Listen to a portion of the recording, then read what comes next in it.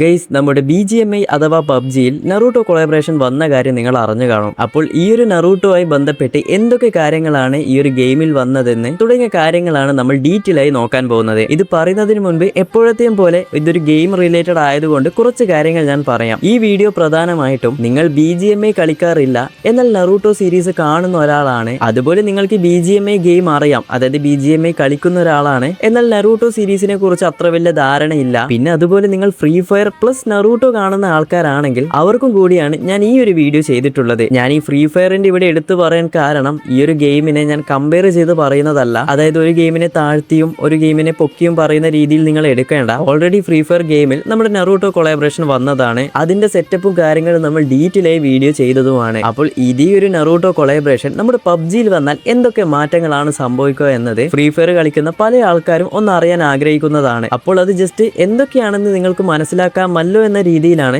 ഞാൻ ഇവരെയും എടുത്തു പറഞ്ഞത്. പിന്നെ എന്റെ ചാനലിലുള്ള ആൾക്കാർ ഭൂരിഭാഗം ആൾക്കാരും ഫ്രീ ഫയർ കളിക്കുന്നവരുമാണ്, അതുകൊണ്ട് ഫ്രീ ഫയർ ഗെയിമിനെ ഒരിക്കലും ഹെയ്റ്റ് ചെയ്യുന്ന രീതിയിലല്ല ഞാൻ ഈ ഒരു വീഡിയോ ചെയ്യുന്നത്. പിന്നെ അവസാനം ഞാനിവിടെ ഒരു കാര്യം കൂടി പറയാം, ഇതൊരു ആനിമെ റിലേറ്റഡ് വീഡിയോസ് അപ്ലോഡ് ചെയ്യുന്ന ചാനലാണ്, ഗെയിമിംഗ് ചാനൽ അല്ല. അതുകൊണ്ട് ഈ ഒരു കൊളാബറേഷനെ പറ്റി പറയുന്ന സമയത്ത് ആനിമെ റിലേറ്റഡ് ആയി എന്തൊക്കെ സംഭവങ്ങളാണോ വന്നത് അത് മാത്രമാണ് നമ്മൾ കവർ ചെയ്യുന്നത്. ബാക്കിയുള്ള ഗെയിമിന്റെ സെറ്റപ്പും കാര്യങ്ങളും ഞാനിവിടെ എക്സ്പ്ലെയിൻ ചെയ്യുന്നില്ല. അപ്പോൾ ഞാനിവിടെ കൂടുതൽ വലിച്ചു നീട്ടുന്നില്ല, ഡയറക്റ്റ് വീഡിയോയിലോട്ട് പോകാം.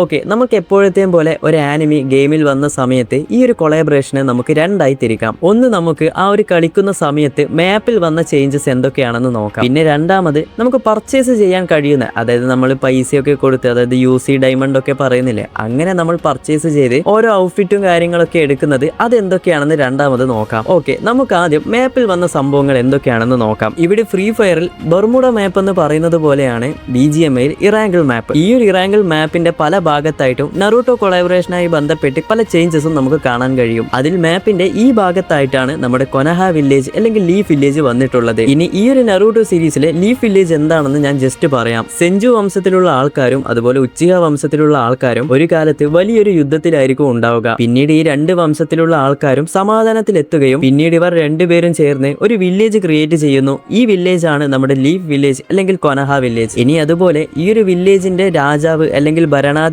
ഹൊക്കാഗെ എന്നാണ് പറയുക. ഇവിടെ മാപ്പിൽ വില്ലേജിന്റെ മുകളിലായി നമുക്ക് ഓരോ പ്രതിമകൾ കാണാൻ സാധിക്കും. അതൊക്കെ ഓരോ കാലഘട്ടത്ത് ഹൊക്കാഗെയായി വന്ന ആൾക്കാരുടെ രൂപങ്ങളാണ്. പിന്നീട് നമ്മുടെ നറൂട്ടോ സീരീസിൽ കാണിച്ചു തന്ന പല ഫേമസ് ക്യാരക്ടേഴ്സ്, അതായത് നമ്മുടെ കക്കാഷി, നറൂട്ടോ, സാക്കുറ, സാസ്കെ, ഹിനാട്ട, ഇവരൊക്കെ ജനിച്ചത് നമ്മുടെ ലീഫ് വില്ലേജിലാണ്. അതുപോലെ ജാപ്പനീസിൽ ഇതിനെ കൊനഹ വില്ലേജ് എന്നും ഇംഗ്ലീഷിൽ ലീഫ് വില്ലേജ് എന്നും പറയും. അതായത് രണ്ടുപേരും മിക്സ് ചെയ്ത് പറയുമ്പോൾ കൺഫ്യൂഷൻ ആകേണ്ട വിചാരിച്ചിട്ടാണ് ഞാൻ ഇങ്ങനെ പറയുന്നത്. അതുപോലെ തന്നെ നമ്മുടെ ആ വില്ലേജിന്റെ അകത്ത് ഹൊക്കാഗെ ഓഫീസും മറ്റ് ഡീറ്റെയിൽസും കാര്യങ്ങളൊക്കെ അതുപോലെ തന്നെയാണ് എടുത്തു വെച്ചിട്ടുള്ളത്. നമ്മൾ ആ ഒരു നറൂട്ടോയുടെ ഔട്ട്ഫിറ്റ് ഒക്കെ വെച്ച് കളിക്കുന്ന സമയത്ത് ആ ഒരു ഫീല് നമുക്ക് കിട്ടുന്നുമുണ്ട്. ഇനി അതുപോലെ മാപ്പിൽ വന്ന മറ്റൊരു സ്ഥലമാണ് നമ്മുടെ ഹോസ്പിറ്റൽ. അതായത് സീരീസിലെ ഹിഡൻ ലീഫ് വില്ലേജിൽ ഒരു പ്രധാനപ്പെട്ട ഒന്നാണ് ഹോസ്പിറ്റൽ. ഷിനോബികൾക്ക് പരിക്ക് പറ്റിക്കഴിഞ്ഞാൽ ഈ ഒരു ഹോസ്പിറ്റലിലാണ് എത്തിക്കുക. ഗാറ വാസസ് ലീ എന്ന ഫൈറ്റ് കഴിഞ്ഞ് നമ്മുടെ ലീയെ ഈ ഒരു ഹോസ്പിറ്റലിലാണ് എത്തിക്കുന്നത്. അതുപോലെ തന്നെ നറൂട്ടോയെ പിടിക്കാൻ വേണ്ടി ഇറ്റാച്ചി ആദ്യമായിട്ട് ഈ ഒരു ഹോസ്പിറ്റലിൽ എത്തുന്നുണ്ട്. സീരീസിൽ പല സന്ദർഭത്തിലും ഈ ഒരു ഹോസ്പിറ്റൽ നമുക്ക് അടിപൊളിയായിട്ടാണ് കാണിച്ചു തന്നത്. അത് അതേ ഡീറ്റെയിലിൽ തന്നെ ഈ ഒരു ഗെയിമിലും കിടിലനായി എടുത്തു വെച്ചിട്ടുണ്ട്.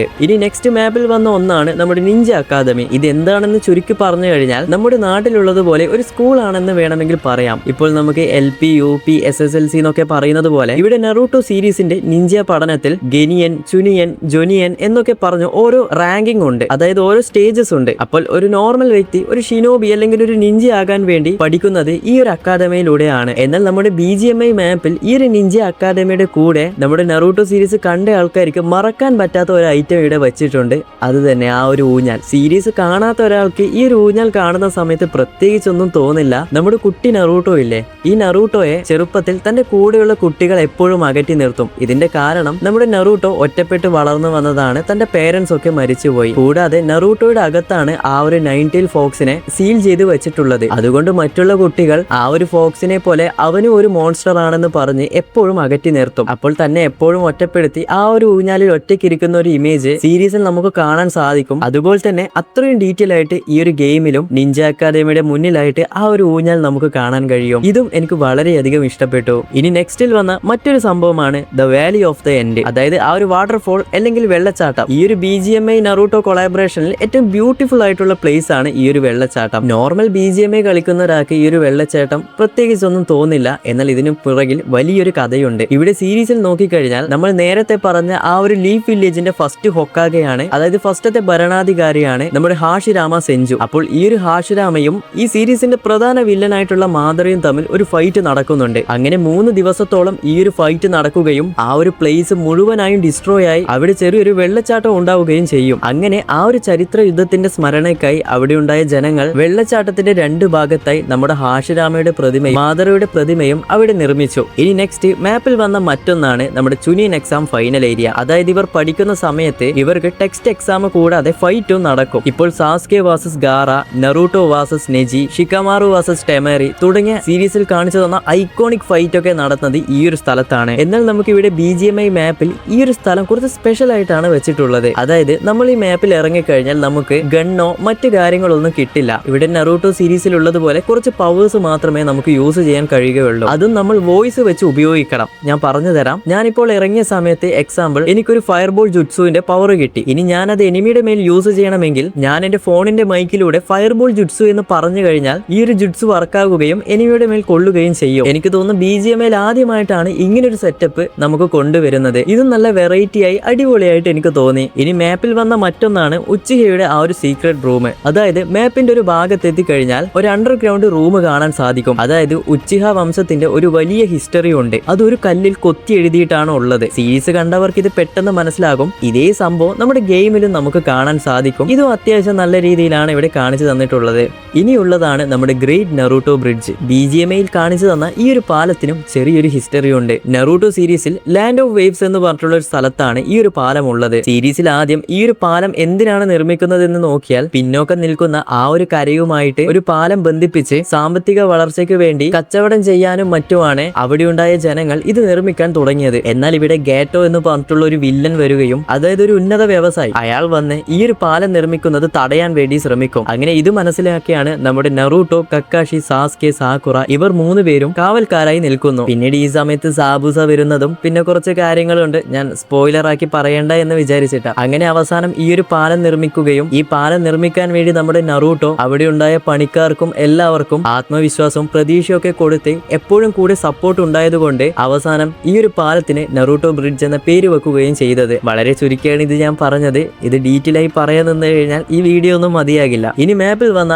അവസാനത്തെ സംഭവമാണ് നമ്മുടെ കുറാമ അഥവാ 9 tailed fox. നറൂട്ടോ സീരീസിൽ ടോട്ടൽ 9 മോൺസ്റ്റേഴ്സ് ഉണ്ട്. അതായത് ടേൽഡ് ബീസ്റ്റ് ഉണ്ട്. അതിൽ ഒന്നാമത്തെ ടേൽഡ് ബീസ്റ്റ് 1 വാലുള്ളത്, രണ്ടാമത്തെ ടേൽഡ് ബീസ്റ്റിന് 2 വാല്, മൂന്നാമത്തെ ടേൽഡ് ബീസ്റ്റിന് 3 വാല്, അങ്ങനെ 9ാമത്തെ ടേൽഡ് ബീസ്റ്റിന് 9 വാൽ ഉണ്ടാകും. അങ്ങനെ ഈ ഒരു 9 വാലുള്ള കുറുക്കനാണ് നമ്മുടെ കുറാമ. 9 വാലുള്ള ബീസ്റ്റിനാണ് ഏറ്റവും കൂടുതൽ പവേഴ്സും ഉണ്ടാവുക. ഇനി ഇത് നമ്മുടെ BGMI നോക്കിക്കഴിഞ്ഞാൽ മാപ്പിന്റെ പല ഭാഗത്തായിട്ടും നമുക്ക് ഈ ഒരു കുറാമയെ കാണാൻ കഴിയും. നമുക്ക് ടീമേറ്റ് ആയിട്ട് ഈ ഒരു കുറാമയെ അറ്റാക്ക് ചെയ്യാനും കഴിയും. പക്ഷെ കാണുന്നത് പോലെയല്ല, ഈ കുറാമയെ അങ്ങനെ ഈസി ആയിട്ട് അടിച്ചിടാൻ കഴിയില്ല. ഞാൻ തന്നെ പലതവണ ട്രൈ ചെയ്ത് നോക്കി, എനിക്ക് പോലും കഴിയുന്നില്ല. പിന്നെ വേറൊരു കോമഡി എന്താണെന്ന് വെച്ച് കഴിഞ്ഞാൽ ഈ കുറാമയെ എങ്ങനെയെങ്കിലും അടിച്ചിടാന്ന് വിചാരിച്ചു കഴിഞ്ഞാൽ അതിന്റെ ഇടയിൽ വേറെ ടീമേറ്റ്സ് വന്ന് നമ്മളെ അടിച്ചിടും. പക്ഷെ ആ ഒരു കുറാമയുടെ അടുത്ത് എത്തുന്ന സമയത്ത് വേറെ തന്നെ ഒരു ഫീലാണ്. കാരണം ആ ഒരു സ്കൈ ഒക്കെ മുഴുവനായി ഡാർക്ക് ആകും. സീരീസ് ഉള്ളതുപോലെ കുറാമയുടെ ചില വോയിസ് ഒക്കെ കേൾക്കും. ആ ഒരു ടേൽഡ് ബീസ്റ്റ് ബോംബൊക്കെ വെച്ച് അറ്റാക്ക് ചെയ്യും. വേറെ തന്നെ ഒരു ഫീലാണ് കുറാമയെ അറ്റാക്ക് ചെയ്യുമ്പോൾ നമുക്ക് കിട്ടുന്നത്. ഓക്കെ, അപ്പോൾ ഇത്രയൊക്കെ കാര്യങ്ങളാണ് നമുക്ക് മാപ്പിൽ ഒറ്റ നോട്ടത്തിൽ വന്ന ചേഞ്ചുകൾ. ഇനി നമുക്ക് മാപ്പിൽ ഈ ഒരു നറൂട്ടോ സീരീസുമായി ബന്ധപ്പെട്ട് ഉപയോഗിക്കാൻ കഴിയുന്ന എബിലിറ്റീസ് എന്തൊക്കെയാണെന്ന് നോക്കാം. ഇവിടെ ഒന്നാമത് നമ്മുടെ നറൂട്ടോ യൂസ് ചെയ്യുന്ന ആ ഒരു വിൻ സ്റ്റൈൽ റെസിംഗൻ നമുക്ക് യൂസ് ചെയ്യാൻ കഴിയും.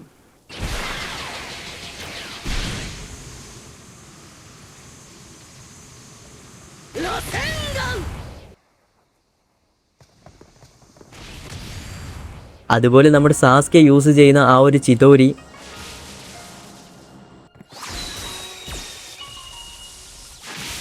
ഉച്ചിഹാസൊക്കെ പ്രധാനമായും യൂസ് ചെയ്യുന്ന ആ ഒരു ഫയർബോൾ ജുട്സു, പിന്നെ നറൂട്ടോയുടെ ഏറ്റവും ഫേവറേറ്റ് ആയിട്ടുള്ള ആ ഒരു ഷാഡോ ക്ലോൺ ജുട്സു,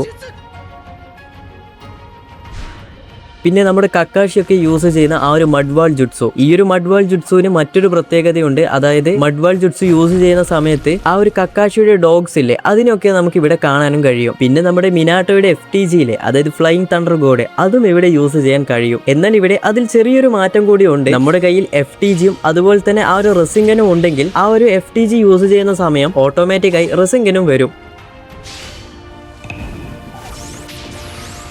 ഇനി അതുപോലെയുള്ളതാണ് നമ്മുടെ സബ്സ്റ്റിറ്റ്യൂഷൻ ജുട്സു. BGMI കളിക്കുന്ന സമയത്ത് ഏറ്റവും കൂടുതൽ യൂസ് ആകുന്ന ഒന്നാണ് ഇത്. അതായത് ഒരു എനിമി നമ്മളെ അടിച്ചിട്ട് മരിക്കുന്നതിന് മുൻപ് ആ ഒരു സബ്സ്റ്റിറ്റ്യൂഷൻ ജുട്സു വർക്കായി നമ്മൾ രണ്ടാമതും വരും. അത് ചില സമയത്ത് വലിയൊരു അഡ്വാൻറ്റേജ് ആണ്. പിന്നെ അതുപോലെ ആ ഒരു റീആനിമേഷൻ, അതായത് നമ്മൾ മരിച്ചുപോയ ടീംമേറ്റ്സിനെ തിരിച്ചു കൊണ്ടുവരുന്ന സമയത്ത് നറൂട്ടോ സീരീസിലുള്ളതുപോലെ ആ ഒരു റീആനിമേഷൻ ടൈപ്പിൽ കൊണ്ടുവരുന്നതേ ഉള്ളൂ.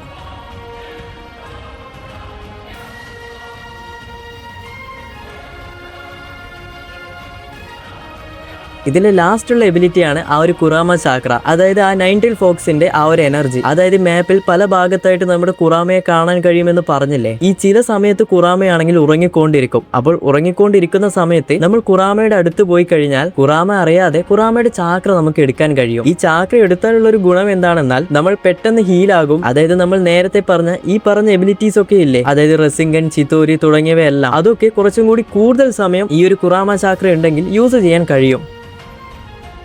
അപ്പോൾ ഇത്രയൊക്കെയാണ് നമുക്ക് എബിലിറ്റീസ് ആയിട്ടുള്ളത്. ഇനി അതുപോലെ മാപ്പിൽ ചില ഭാഗത്ത് ആനിമേഷൻ ടൈപ്പ്, അതായത് വീഡിയോ ടൈപ്പ് കുറച്ച് സംഭവങ്ങളുണ്ട്. ഞാനത് പറഞ്ഞു തരാം. അതായത് ഇവിടെ ചിത്തോരി വെച്ച് അറ്റാക്ക് ചെയ്യുന്ന സമയം ആ ഒരു സാസ്കയുടെ ചിത്തോരി പോലെ ഒരു സംഭവം നമുക്ക് കാണാൻ കഴിയും. അതുപോലെ നമ്മുടെ കയ്യിൽ നറൂട്ടോയുടെ റെസിംഗനും മിനാട്ടോയുടെ FDG 2 പവർ ഉണ്ടെങ്കിൽ അതിന്റെ ആ ഒരു ആനിമേഷൻ കാണാൻ സാധിക്കും. അതായത് നമ്മുടെ സീരീസിൽ ഒബീറ്റോയും മിനാട്ടോയും ഫൈറ്റ് ചെയ്യുന്ന ആ ഒരു ഐക്കോണിക് സീനില്ലേ, ആ ഒരു രീതിയിലുള്ള വീഡിയോയും നമുക്ക് ഇവിടെ കാണാൻ കഴിയും.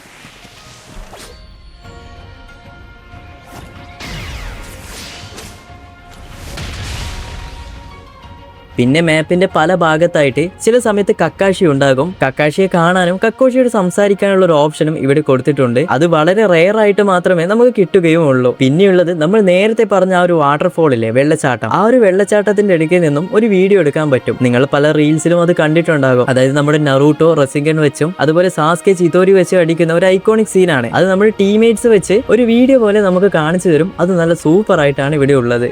പിന്നെ അതുപോലെ മാപ്പിന്റെ ചില ഭാഗങ്ങളിൽ നോക്കിക്കഴിഞ്ഞാൽ നമ്മുടെ നറൂട്ടോയുടെ ഇന്നർ വേൾഡിലേക്ക് പോകാൻ കഴിയും. അവിടെ നിന്നും സീരീസിലുള്ളതുപോലെ നറൂട്ടോയും കുറാമയും തമ്മിലുള്ള ഒരു സീനുണ്ട്. അത് ഗെയിമിൽ നമ്മുടെ ക്യാരക്ടറും കുറാമയും തമ്മിൽ സംസാരിക്കുന്ന രീതിയിൽ ഒരു വീഡിയോ ഉണ്ട്. അതും നമുക്ക് ഇവിടെ സൂപ്പർ ആയിട്ടാണ് കാണിച്ചു തന്നത്.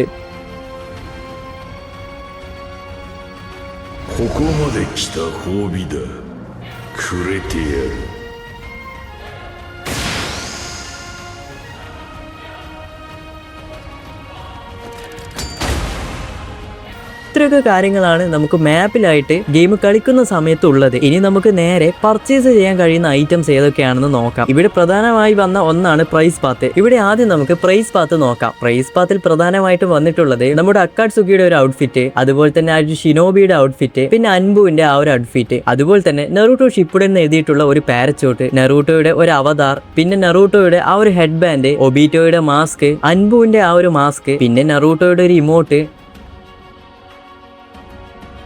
ആ ഒരു ഹൊക്കാഗയുടെ രൂപത്തിലുള്ള ഒരു ഫ്രെയിം, പിന്നെ നമ്മുടെ നറൂട്ടോ, സാസ്കെ, സാക്കുറ, കക്കാഷി ഇവരുടെ വോയിസ് പാക്ക്. それが俺の人道だ。雷鳴と共に散れ。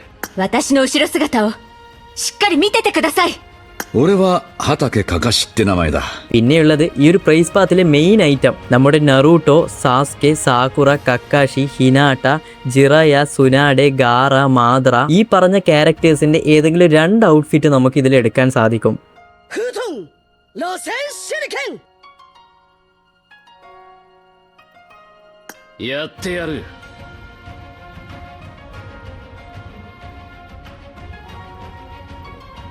今度は背中合わせで行くわよ。さあ、やるか。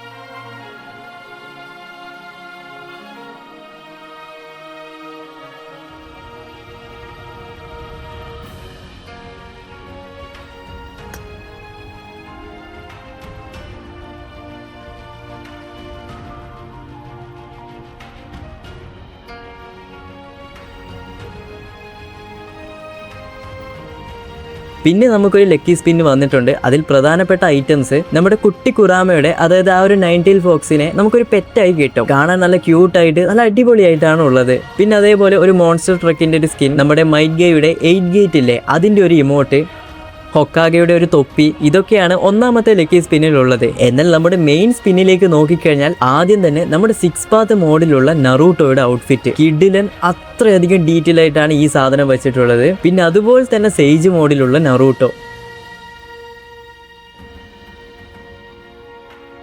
പിന്നെ അതുപോലെ നമ്മുടെ കുറാമയുടെ ഒരു ഗ്ലൈഡർ, പിന്നെ ബാക്ക് പാക്കിന്റെ ഒരു ചെറിയൊരു സ്കിന്ന് വന്നിട്ടുണ്ട്. അതായത് 2 ഭാഗത്തായിട്ട് ആ ഒരു ജിറായുടെ ടോടിരിക്കുന്ന അത്യാവശ്യം നല്ല രീതിയിലാണ് ഈ ഒരു ബാഗിന്റെ സ്കിന്നും ഉള്ളത്. ഇതെനിക്ക് വളരെയധികം ഇഷ്ടപ്പെട്ടു. പിന്നെ അതുപോലെ നറൂട്ടോ ക്ലാസിക്കിലുള്ള ആ ഒരു നറൂട്ടോന്റെ ഔട്ട്ഫിറ്റ്, പിന്നെ റസിൻ ഷുറിക്കന്റെ ആ ഒരു ഡിസൈനിലുള്ള ആ ഒരു ഗ്രനേഡ്, ഈ ഒരു ഗ്രനേഡും എനിക്ക് വളരെയധികം ഇഷ്ടപ്പെട്ടിരുന്നു. പിന്നെയുള്ളത് ഓഗിന്റെ ആ ഒരു കുറാമ തീമിലുള്ള ഗൺ സ്കിൻ. ഇത് അപ്ഗ്രേഡ് ചെയ്യാൻ കഴിയുന്ന ഒരു ഗൺ സ്കിൻ ആണ്. ഇതും നല്ല ഡീറ്റെയിൽ ആയി അടിപൊളിയായിട്ടാണ് ചെയ്തു വെച്ചത്. അപ്പോൾ ഈ ഒരു BGMI നറൂട്ടോ കൊളാബറേഷനുമായിട്ട് ഇത്രയൊക്കെ സംഭവങ്ങളാണ് കൊണ്ടുവന്നിട്ടുള്ളത്. അപ്പോൾ നിങ്ങൾക്ക് ഇതിൽ ഏതാണ് ഏറ്റവും അടിപൊളിയായിട്ട് തോന്നിയത് എന്തായാലും കമന്റ് ചെയ്യൂ. അപ്പോൾ പിന്നെ നമുക്ക് അടുത്തൊരു വീഡിയോയുമായി പിന്നെ വരാം.